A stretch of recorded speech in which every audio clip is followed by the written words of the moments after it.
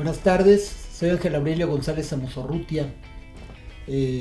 Nos encontramos con el maestro Hernán Lara Zavala. Es un privilegio muy mayor estar aquí, que nos reciba en su casa, para hablarnos en torno a la exposición Vasos Comunicantes, Carlos Monsiváis, Juan García Ponce. Maestro, muchas gracias. No, gracias a ti, Ángel. Y un privilegio Pablo, estar con usted, rodeado de su espacio, con sus libros y sus cuadros. Y iniciaríamos, si me lo permite, en 1968. No es que Juan y Carlos se hayan conocido en ese año, sino tenían ya una relación previa, pero hemos considerado 1968 como un año toral, la revolución de las ideas, ¿no? La revolución, sí. El Mayo francés, este movimiento internacional que se dio en varios campos, en el cual tanto Juan García Ponce como Carlos Monsiváis, que coincidieron en la revista Siempre como escritores, como ensayistas. ¿Qué importancia para usted radica de ambos personajes en este año, en su participación, tanto en la militancia, digamos, del movimiento estudiantil en este año tan cruento? Pues mira, es que el año de 68 fue un parteaguas, como bien lo dijiste, mundial. Fue una rebelión que ya tenía sus antecedentes, pero que, digamos, en ese año finalmente explotó, por decirlo de alguna manera. Yo diría que los cambios empiezan a sucederse, yo pienso más bien a partir de 62, 63, 64, con la aparición de una serie de fenómenos curiosos, pero que venían con una gran trascendencia. Voy a ponerlo en principio, la aparición de los Beatles como, digamos, música, la minifalda, la píldora, el rock, o sea, todo lo que venía del rock, y luego ciertos intelectuales como Marcuse, como Jean-Paul Sartre, que fue también muy importante, el propio Fuentes, que tú, como comentabas, escribió una crónica y un reportaje extraordinario que se llama El Mayo del 68, que todo eso, de algún modo, estaba como cultivando el suelo para lo que iba a pasar en el mundo. O sea, ya había una efervescencia, estaban otros libros que diré que eran disidentes, como toda la poesía de los Beats, en particular Allen Ginsberg, que por cierto lo tradujo Carlos Monsiváis. O sea, había ya una serie, digamos, de circunstancias, libros como Summerhill, que eran también un poco revolucionarios frente a la educación, de Paul Goodman. Era un grupo de intelectuales y todo, que yo diría sin proponérselo de una manera consciente, empezaban, digamos, a hacer efervescente el terreno, que ya venía, insisto yo, desde antes con los beatniks, con los existencialistas, los hippies, por supuesto, también era una revuelta, la guerra de Vietnam, que también fue fundamental para la protesta de los jóvenes frente a lo que estaba ocurriendo en el mundo, la muerte de Luther King, la de Robert Kennedy, o sea, siento yo que ya había una, digamos, una efervescencia, una inquietud, un espíritu de rebeldía que se remitía desde James Dean y Elvis Presley, y que en los Beatles, digamos, cobra cierto valor. Y luego con músicos como Bob Dylan, como toda la música de protesta, Simon and Garfunkel, Joan Baez, o sea, todo eso, ya la música dejó de ser música, digamos, de amor y ñoña, empezaron a criticarse los valores en todos los sentidos, incluido el amor. O sea, empiezan las primeras manifestaciones de amor libre, los desnudos en el cine. Pero todo eso viene configurando lo que es la gran explosión del 68. Y como bien lo dijiste, fue, yo diría que una de las primeras revoluciones globales, en el sentido de que ocurrieron en los Estados Unidos, en Alemania. Yo diría que la cuna, sin lugar a dudas, fue Nanterre, fue en Francia, pero de ahí se fue a París. Y bueno, y poco a poco llegó a las costas mexicanas, es decir, o a nuestro territorio, donde ya también había una,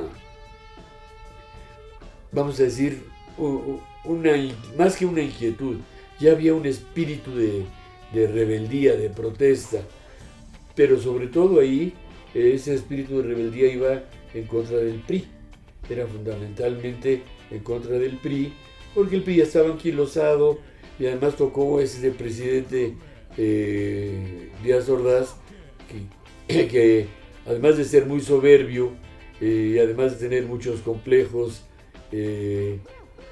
tenía el poder desde antes de ser presidente, porque López Mateos se enfermó un par de años antes y entonces él era secretario de Gobernación, o sea que él tenía, digamos, dominado a todo el aspecto político de nuestro país, y ya sabemos cómo era, con los periódicos vendidos, los periódicos dependían de PIPSA, o sea, había un control rigurosísimo sobre, digamos, la prensa, la manera como tenían a la universidad, etc. Hay un antecedente que para mí es muy, muy importante, que es el movimiento de 1966 en la universidad. Es un antecedente. Ese movimiento fue un movimiento espurio, fue un movimiento que el propio presidente Díaz Ordaz motivó porque no le caía bien nuestro rector Ignacio Chávez. Y hicieron como se hacía siempre en nuestro país, cuando alguien quería hacer algún tipo de cambio, empezaban muchas veces con la universidad. La universidad había sido una especie de recurso para a veces decir que el transporte público, la parte de los médicos, la parte de los ferrocarriles, la universidad siempre estaba metida ahí de alguna manera, ¿no? Y entonces a mí lo que me pareció fue que, digamos, en 66 derrocan a Ignacio Chávez de una manera vergonzosa y ponen, sin saber, y eso yo creo que fue el propio Díaz Ordaz, a un gran rector que fue Barrosierra, ¿no? La autonomía. Sí, y sobre todo era un hombre que había sido universitario, profesor de matemáticas, sereno, había sido honesto, y entonces entra a la universidad, y en la universidad encuentra, digamos, un ámbito propicio para seguir con las aportaciones que la universidad había hecho a lo largo desde su fundación, desde Justo Sierra hasta que llegó él.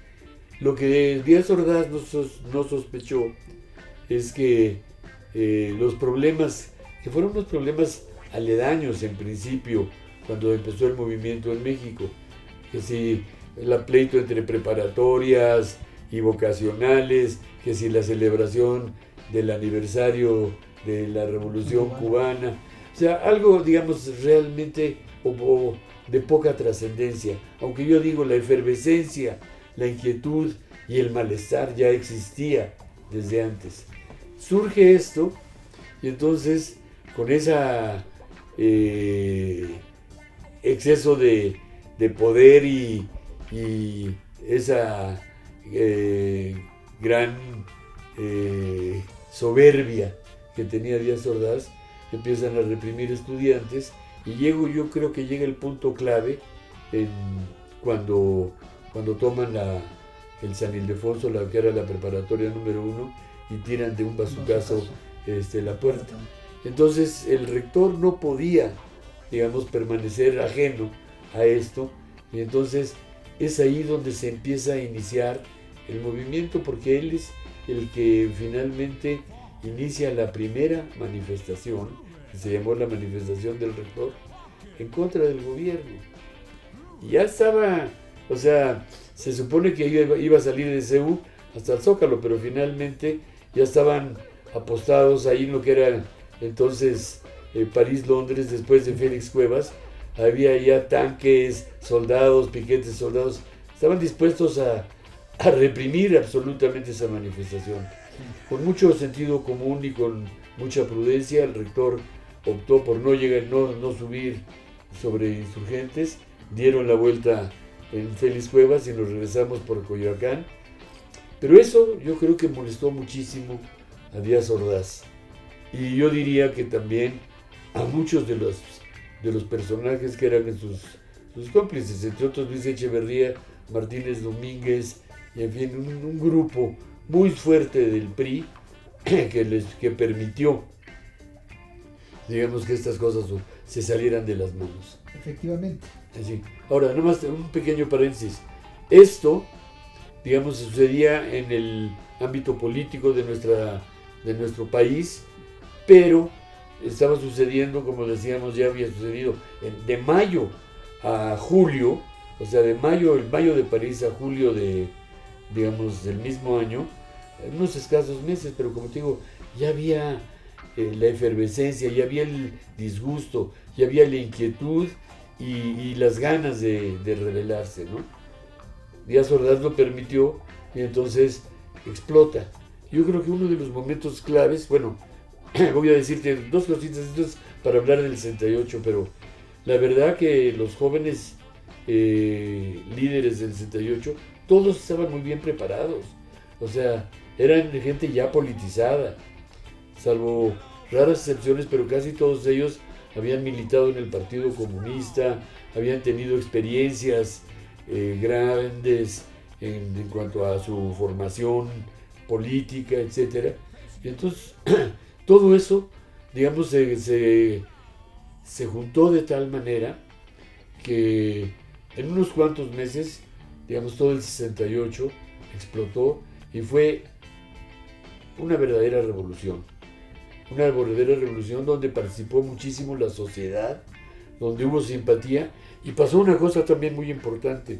Lo que antes era, digamos, adversidad entre Politécnico y Universidad, o Universidad Politécnico Chapingo, de pronto encontraron fuerzas en común, y por eso pudo tener ese ímpetu y ese apoyo. O sea, la universidad y el Politécnico eran más bien adversarios por el fútbol americano. Claro. Y de pronto ahí entran y se encuentran como luchadores por una sola causa, que era precisamente la represión hacia los estudiantes y, como les digo, pues la parte política del gobierno y particularmente del PRI. Bueno, perdón, largo periplo No, que estoy diciendo. Es muy importante, maestro. Sí, pero finalmente yo creo que esa misma inquietud que teníamos los que entonces éramos estudiantes ya existía entre la mayor parte de los intelectuales. La ruptura de la que hablábamos al principio, de ruptura frente, vamos a decirlo, al status quo, a lo establecido, al muralismo, al nacionalismo, etc., de pronto encontró también elementos interesantes e importantes. Y entonces aquí vienen nuestras dos figuras. Juan García Ponce ya era un rebelde y Monsiváis también era un rebelde. Monsiváis se había burlado con su sátira callada, etcétera, también durante varios años. Y yo creo que sí, efectivamente, empieza todo. Mira, yo creo que empieza la formación de ese grupo cuando Octavio Paz regresa a México y él no lo crea como, ¿qué te diré? Como director, pero viene ya con la inquietud de ser el líder, el sucesor, yo lo digo así, de Alfonso Reyes. Pues Alfonso Reyes ya era mayor, etcétera, había creado un grupo importante, estaban los ateneístas, todo esto, y de pronto, cuando él regresa a México, se le ocurre la creación de la Revista Mexicana de Literatura. él no era el director, los dos primeros directores fueron curiosamente Carlos Fuentes y Emanuel Carballo, pero él era el que estaba manejando todo y en todos los primeros números siempre contribuía. Y se empieza a hacer un grupo muy congruente, muy interesante, porque no es decir, Octavio de Paz era vamos a decir, el jerarca, el intelectual, el formador, pero estaba Monsiváis, estaba Benítez, estaba Fuentes, estaba José Luis Cuevas, entre los, vamos a decir, más destacados. Y bueno, García Ponce, Salvador Elizondo. Entonces todo esto se fue formando de tal modo que los intelectuales también apoyaron el movimiento del 68. Tan es así que recordemos que finalmente tanto Paz como Fuentes, que habían sido nombrados Paz por Díaz Ordaz, pero Fuentes por Echeverría, pero de todos modos finalmente rompieron. Y también la propia universidad, digamos, empezó a manifestar sus desacuerdos con lo que estaba pasando por todos lados. Una persona, por ejemplo, que también fue muy importante en el 68, fue Rosario Castellanos. Ella era periodista de Excelsior. Bueno, y además era cuentista y novelista, por cierto, digamos, de las mujeres más destacadas. Elena Darro. Es decir, todo el grupo finalmente explotó. Es decir, lo que empezó como una rebelión juvenil, finalmente se convirtió en una revolución social, que se perdió finalmente por la represión, por el 2 de octubre.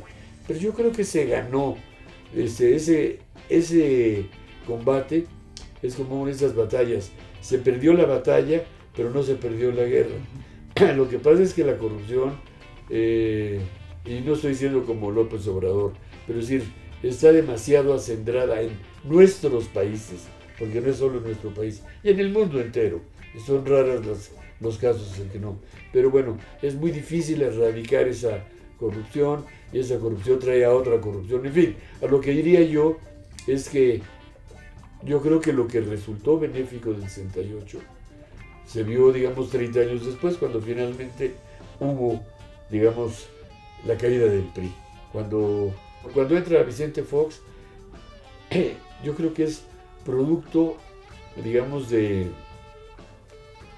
68. De hecho, hay un antecedente todavía más interesante. Cuando iba a ganar Cárdenas, cuando gana Salinas y se le cae el sistema a Bartlett, ese era el momento, digamos, donde el 68 iba a dar, digamos, su primer resultado. Con la figura de Berto Castillo. Con Berto Castillo. Y con otros miembros que fue también muy importante, importantísimo. Bueno, porque Berto y Cuauhtémoc se habían unido en el movimiento de liberación nacional, que era procomunista, es decir, o prosocialista, vamos a decir. Y Eberto era un hombre muy inteligente. Tuve la oportunidad de conocerlo porque yo en ese momento estaba en la Facultad de Ingeniería. Pero estaba también José Revueltas, estaba Marcué Pardiñas, estaban pues todos los pensadores de izquierda, mal que mal, también se aglutinaron. Y Eberto fue importantísimo, pero él fue entre los líderes, es decir, que fue importante como líder, digamos, ideológico, ¿no? Y bueno, lo que sucedió en unos cuantos meses fue increíble, porque la verdad que visto a la distancia, Díaz Ordaz estuvo dando síntomas así innegables de que él iba a terminar con una represión brutal.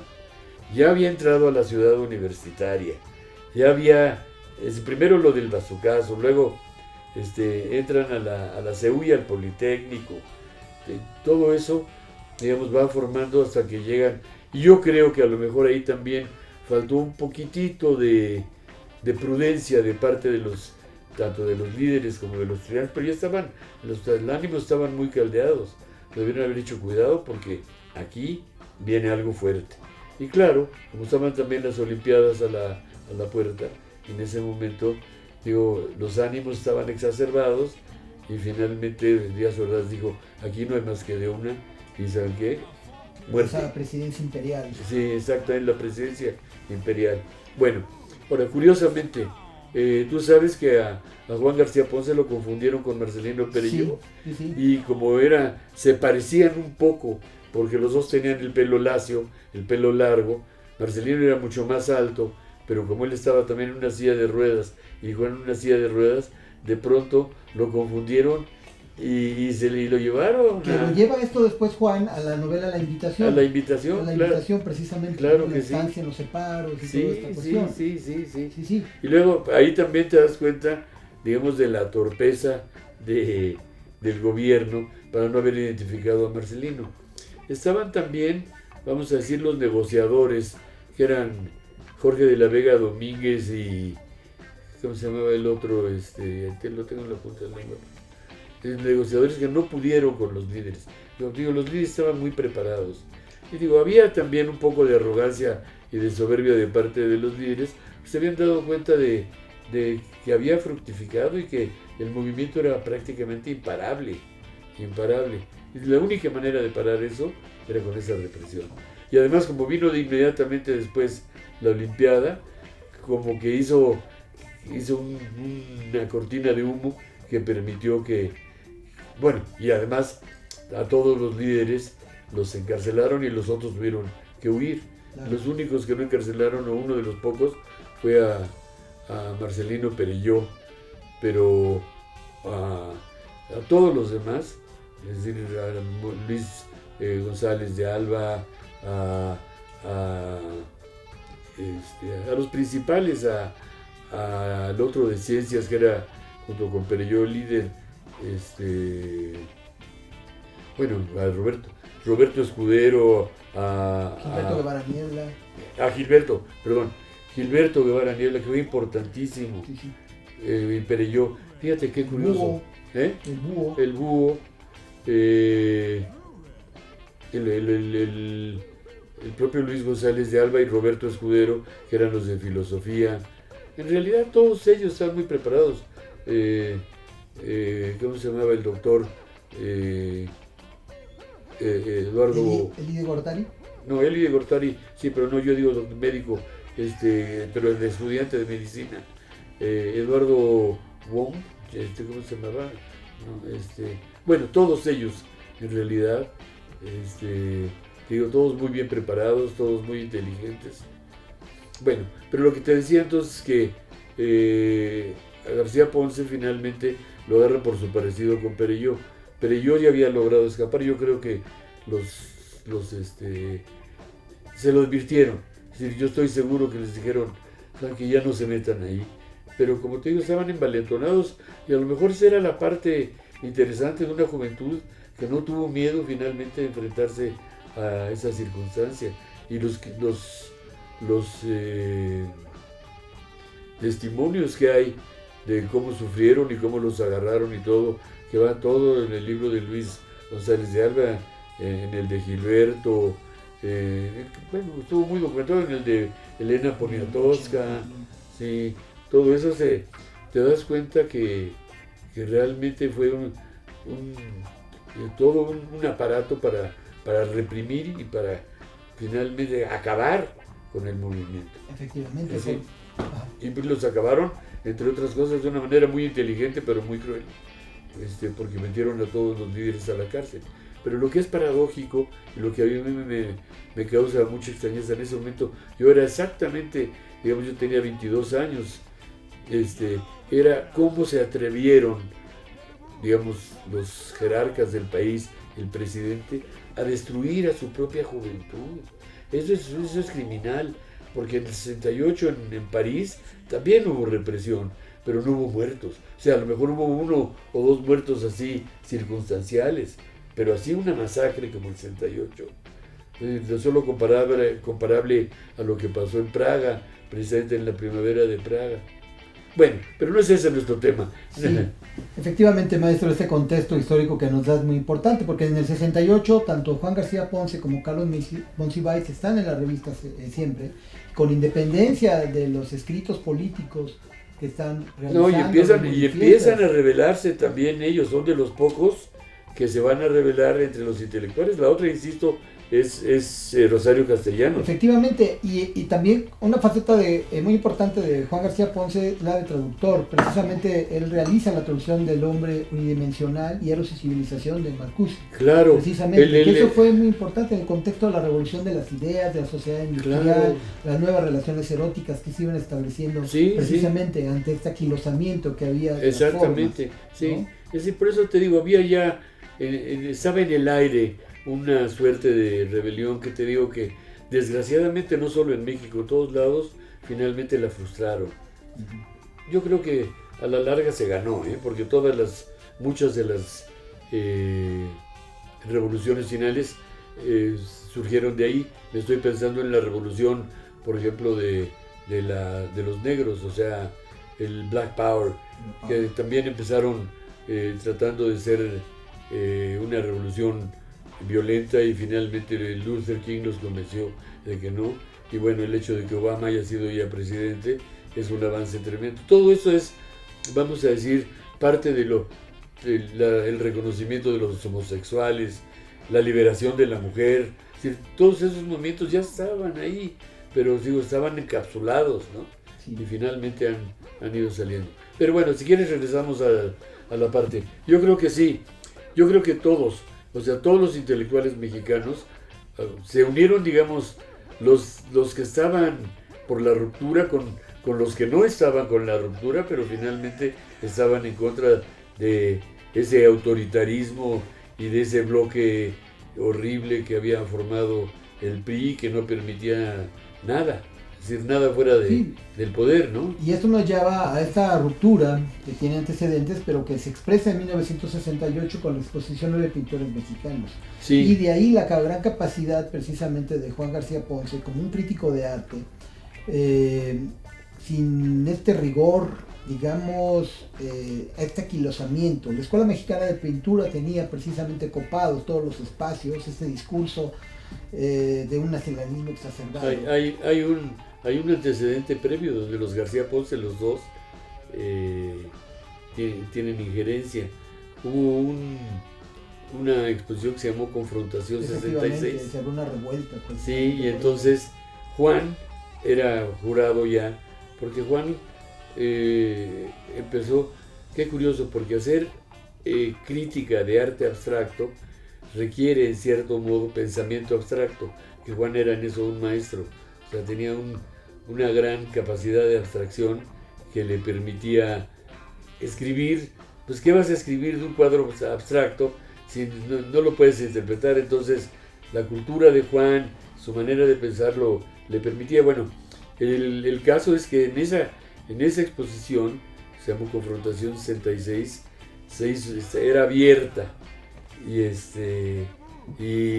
había cuadros realistas, figurativos, abstractos, mexicanos, etcétera, y Juan era uno de los jurados, y en ese jurado, dentro de esa competencia estaba su hermano, Fernando, y entonces, pero Juan no se lo dio, Juan era parte del jurado, pero estaba también Tamayo, y se lo dieron a García Ponce, a Fernando, y se armó una trifulca tremenda, que estuvo a punto de acabar a golpes, Es que finalmente la literatura que se ha escrito en torno al 68 es vastísima, vastísima. Ya no nada más los testimonios como La Noche de Tlatelolco, los días, ¿cómo se llama la de Luis González?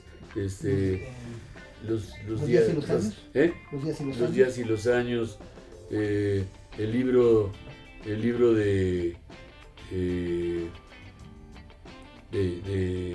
otro de ciencias que me dijiste, Gilberto Guevara Niebla, que se llama La libertad nunca acaba o algo así.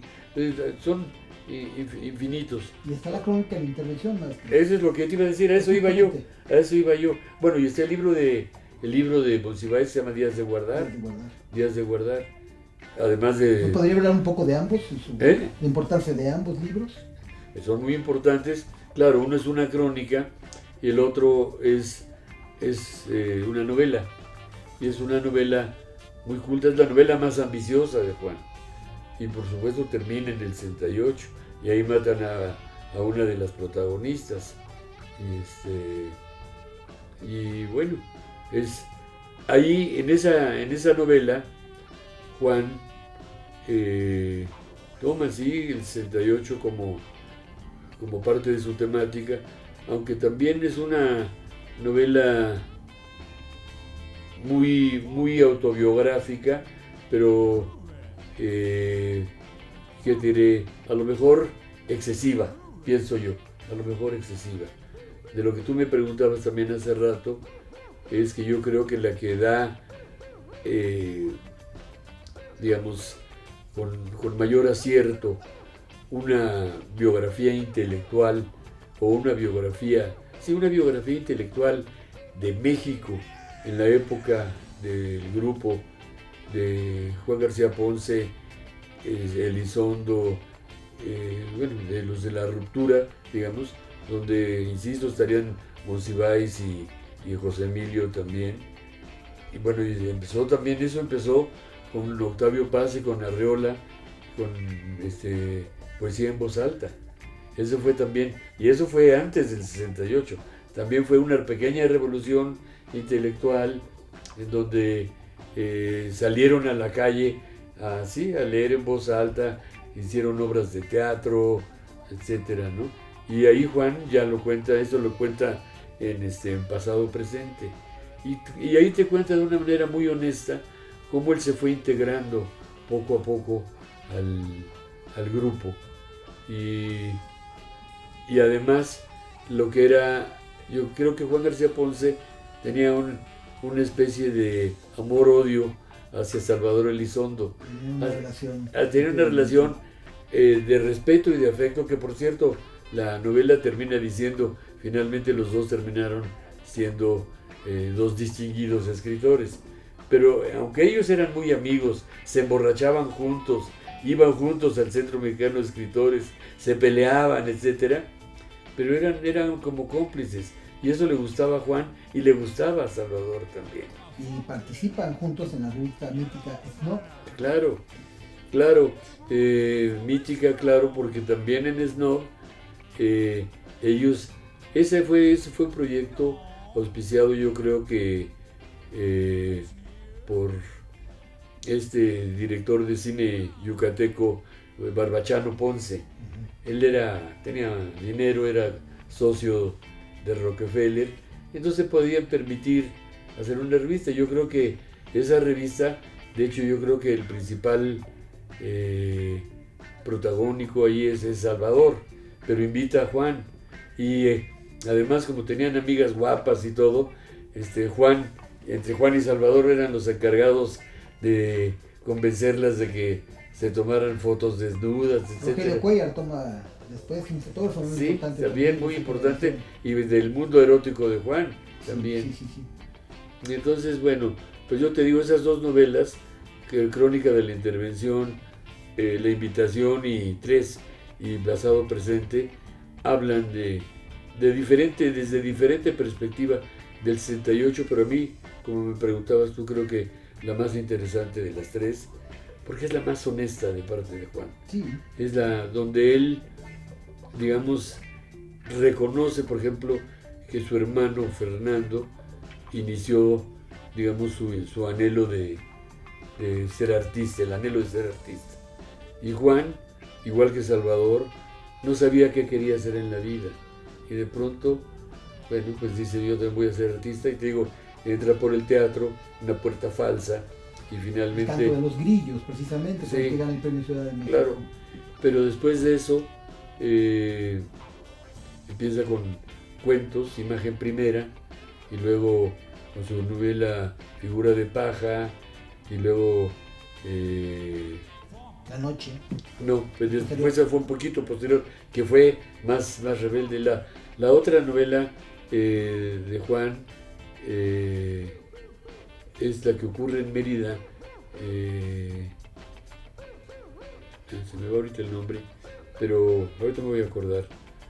Y bueno, pero La Noche también causó sensación porque se identificaron a los personajes y también hubo ahí problema porque vivían en unos departamentos, y ya Juan tenía ya el anhelo erótico, el anhelo de buscar lo prohibido en las relaciones, ¿no? Juan, en el canto de los grillos, esta visión de la provincia va evolucionando, ¿no? Va evolucionando, sí. Llega a la Ciudad de México, ¿sí? Pero efectivamente su obra, a la par que va realizando cuentos, que va realizando novelas, va realizando ensayos importantes de otros escritores. Por ejemplo, está Cruce de Caminos, que es una compilación que usted sabe perfectamente de ensayos muy notables. Una de las virtudes que tiene Juan es precisamente esta ruptura que usted señala en cuanto a las relaciones eróticas. Sí. Usted después hará una compilación de cuentos eróticos, precisamente, sí. Y ha señalado la importancia. Hay para mí una posición muy importante como polos complementarios entre Carlos Monsiváis, con estas crónicas que realiza, esta actividad cultural, y la del propio Juan, en esta generación de la Casa del Lago también, que va a ser un momento importantísimo. La Casa del Lago. Y también antecedente un poquito del 68. Efectivamente, ¿no? Y posteriormente también tenemos, no solamente, como bien lo decía maestro, está el cine, está el teatro con Gurrola, está la obra que realiza precisamente adaptación de Los Bien Amados de Tajimara, ¿no? Y fue muy importante, digamos, como ya bien señalaba, la incorporación al universo de Klosowski y Bartul. Sí. ¿Sí? ¿Nos podría hablar un poco de qué trascendencia tiene la obra de haber realizado esta traducción, esta incorporación al mundo erótico de Juan en estas particularidades? Mira, te voy a hablar un poco lo que dijo en este libro. Es muy interesante observar el desarrollo que Juan García Ponce tiene en, digamos, de sus inquietudes eróticas. Vamos a decir, en la parte intimista me gusta decirle, de su literatura. O sea, porque ya decíamos, ya no son aventuras, digamos, o anécdotas, digamos, como de la Revolución Mexicana. Ya son mucho más de recinto cerrado, de hombres y mujeres, de la relación personal y psicológica, y además muchas veces contradictoria. Entonces yo te digo, Juan empieza su movimiento tal vez con, por ejemplo, en Figura de Paja hay ya un esbozo de relación homosexual entre dos de las heroínas, etcétera, porque lo que le gustaba era lo prohibido, lo dificultoso, también ahí lo perverso para decirlo. Y luego va avanzando. Los cuentos de Imagen Primera también son hermosos, son, digamos, todavía jóvenes, digamos, interesantes. Por ejemplo, Después de la cita, la chica que va al café a esperar a un hombre y el hombre no llega. Él estaba en ese momento muy influido particularmente por Pavese, por César Pavese. Y regreso un poquito a tu primer comentario que me decías de Cruce de Caminos. Yo creo que Cruce de Caminos es un libro que de alguna manera prefigura cuál va a ser la importancia de Juan. Por un lado está la parte pictórica, porque tiene sus ensayos de pintura. Por otro lado están sus... de hecho el Cruce de Caminos es la pintura y la literatura. La pintura y la literatura. Pero ahí, por ejemplo, ya ves los primeros ensayos de Thomas Mann, los ensayos de Henry Miller. Creo que ahí está también el ensayo de Malcolm Lowry. De Borges. Y bueno, igual por otro lado de Paul Klee, ¿qué otros pintores tiene ahí? Tiene uno curiosamente sobre pintura mexicana, donde habla de la famosa modelo mexicana que pinta Tamayo, yo creo. ¿Cómo se llama ella? ¿Te acuerdas? ¿La Venus? ¿La Venus? No, Lupe Marín. Lupe Marín. Bueno, Digo, eso es una parte. Él se va a desarrollar por ahí, pero fíjate, sus influencias, te voy a decir cómo veo yo las influencias de Juan. En principio siento que empieza con la influencia de Pavese, que es también un escritor intimista, que te diré un poco a lo Hemingway, donde la resolución de los cuentos que te diré no es estridente, no es efectista, sino es muy sutil, ¿no? Muy suavecita. Le gusta también Thomas Mann, que es otro escritor perverso, diferente de los franceses, pero ya le gustaba a él, que diré, los Buddenbrook, ya le gustaba, la que creo que más le gustaba era el Doctor Fausto, que es el pacto con el diablo, y la montaña mágica que viene en Cruce de Caminos. Ya son novelas muy abstractas, muy serias, pero él no se va tanto. Está La sangre de los Balsums, que es uno de los cuentos que le gustan a él, porque, como te decía, empieza con la curiosidad de Juan sobre el erotismo. Y esa primera curiosidad se expresa en relaciones entre hombres y mujeres. Tajimara es un buen caso. Mucho el incesto está todo el tiempo presente. Y luego va avanzando y después entra a un punto en donde él es, digamos, directamente erótico, como pasa en Crónica de la Intervención y en Inmaculada, y ya en estos, donde él ya de pronto decide ya no limitarse, irse, digamos, prácticamente a lo pornográfico, directamente a lo pornográfico. Es decir, Inmaculada sería tal vez el mejor caso, pero el principio de Crónica de la Intervención empieza quiero que me cojan todo el día y toda la noche, o sea que él ya estaba ahí, pero ese es su tercer cambio. Yo diría, te digo, Pavese, Thomas Mann, Musil, de una manera, y Henry Miller, porque también de Henry Miller aprende toda la parte de hablar abierto del erotismo, ¿me entiendes? Antes de que ni siquiera D.H. Lawrence hablaba así, hablaba del erotismo, pero de una manera más elegante y, si quieres tú, más paliada. Pero ya con Henry Miller, sobre todo en los trópicos, habla con todo desparpajo y le llama por su nombre a todo, al sexo masculino, al sexo femenino, a las diferentes que tiene posibilidades del amor, como puede ser la felación, esto. Y eso le interesaba a Juan.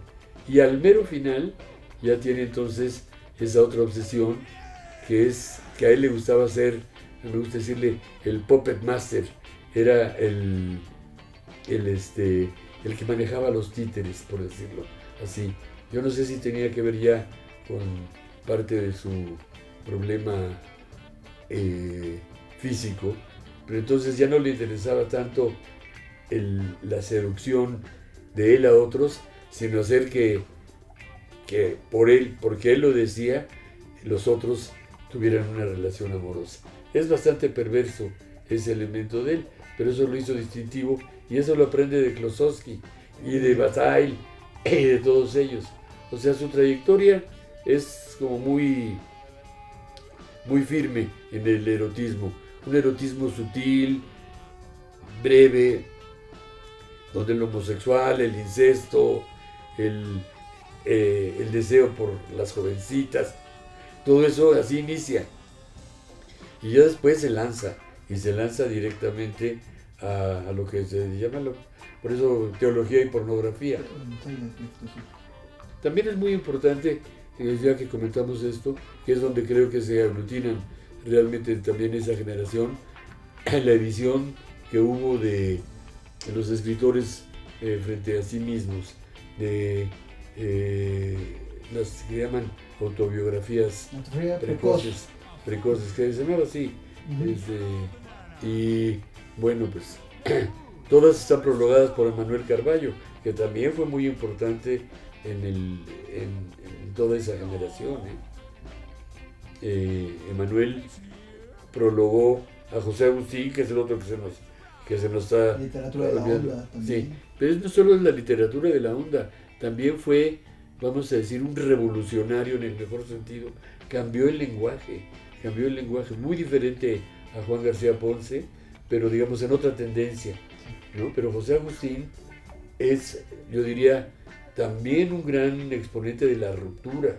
Finalmente se fue por el lado de la contracultura, pero sus primeras novelas y todo son totalmente de ruptura, con eso que te decía, con el rock, con la actitud como disidente, burlona, humorística, frente a la sociedad, frente al status quo.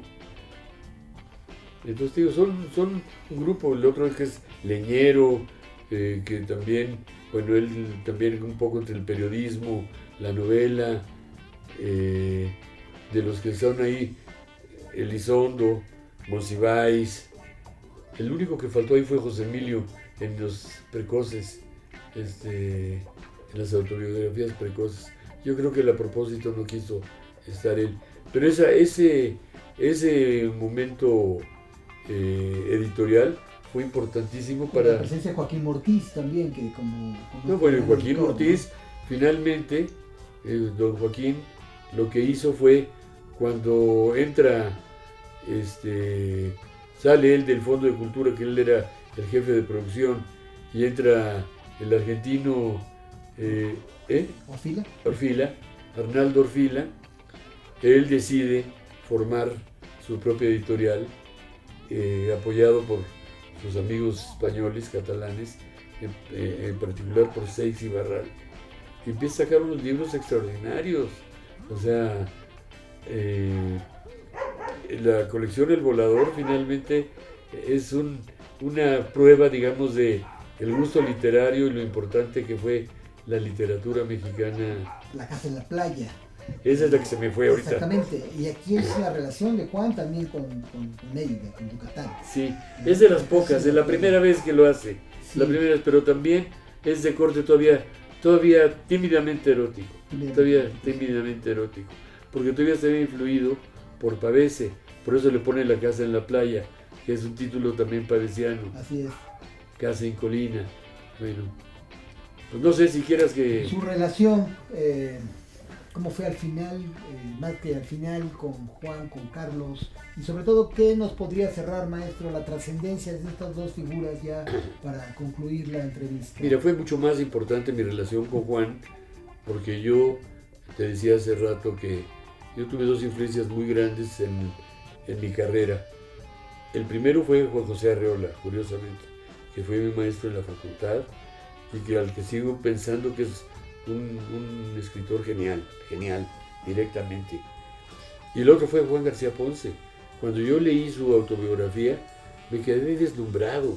Dije, bueno, si este hombre pudo hacer esto, yo por qué no me voy a atrever, porque había muchas confluencias. Mi familia también era de Yucatán, yo también era el mayor de un grupo de hermanos grande. O sea, de pronto dije, esta es un poco, digamos, la imagen que yo quería para mí. A Monsiváis desgraciadamente lo conocí menos. Él era, como te digo, muy popular, muy buscado, muy querido, pero por eso mismo yo no intenté acercarme a él. A Juan sí me acerqué porque tengo muchas afinidades y fui amigo de él. Bueno, empecé evidentemente como su alumno. Bueno, primero lo conocí como tantos otros porque yo lo admiraba. Después tomé clase con él cuando él daba clase en la facultad. Tomé un curso de Kafka, tomé un curso de Thomas Mann, uno de Musil, de Proust, o sea, de todo lo que también. Porque la otra parte importante de Juan eran sus intervenciones en Radio Universidad, claro. Que otra vez volvemos a lo mismo en la universidad, importantísimo, y la figura de Juan, hablándote de Proust, de Henry Miller, de Malcolm Lowry, de James Joyce, bueno, pues era un privilegio, ¿me entiendes? Que un escritor te pudiera por el radio decir todo eso. Y te digo, a Carlos Monsiváis fue, digamos, lo conocí, no fui su amigo, no lo frecuenté, pero pues sí reconozco que tenía una influencia muy poderosa y muy importante, sobre todo en esto que habíamos hablado. Entonces yo creo que esta exposición para mí reviste una importancia capital, porque vamos a decirlo así, eligen o más bien celebran la presencia, insisto, de dos figuras que, salvo el hecho de que participaron en muchas actividades semejantes, digamos, no veo un parecido grande. Yo diría que son complementarias, no necesariamente ni parecidas, complementarias, diría opuestas y complementarias, y nos da una idea muy interesante y muy importante de ese fenómeno cultural que ocurrió durante la segunda parte del siglo XX en México. Pues no me queda más que agradecerle, maestro, su generosidad de brindarnos esta entrevista. Agradecemos al Museo del Estanquillo que nos apoye para la difusión de su saber, su sentir y su emoción. Bueno, muchas gracias.